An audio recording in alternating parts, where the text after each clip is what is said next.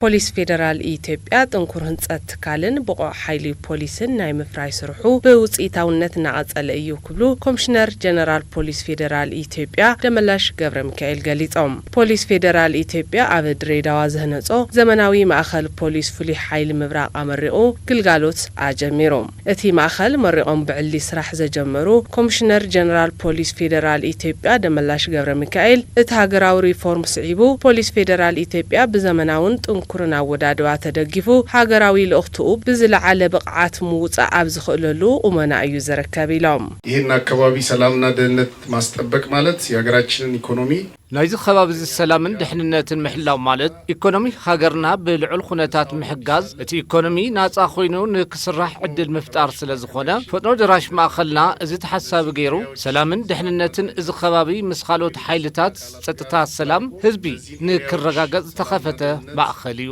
ከሌሎች ጸጥታ አካላት ጋር ከህዝቡ ጋር እንዲያረጋግጥ የተከፈተ ማእከል ነው። እቲ ኣብ ድሬዳዋ ዝተሃነጸ ዘመናዊ ማእኸል ፍሉይ ኃይሊ እውን መርኣያ ዝጻዕሪ እዩ ዝበሉቶም ኮሚሽነር ፖሊስ ፌደራል ኢትዮጵያ ጥንኩር ህንጸት ትካልን ብቁዕ ኃይሊ ፖሊስን ናይ ምፍራይ ስርሑ ብውጽኢታውነት ከም ዝቐጸለ እውን ኣረዲኦም። ኢትዮጵያ ፌደራል ፖሊስ የምስራቅ ቀጠና ፈጥኖ ደራሽ ፖሊስ ፌደራል ኢትዮጵያ ማእኸል ፈጥኖ ደራሽ ዞባ ምብራቅ ኣብ ድሬዳዋ ምህላው ኣብ ድሬዳዋ ጥራሕ ዘይኾነስ ንጎረባብቲ ንኹሉ ሰላም ዝተረጋግዐ ብኢኮኖሚ ሁሉ ተረጋጊጹ ብሰላም ወጽኡ ንክምለስ ዝሕግዝ እዩ።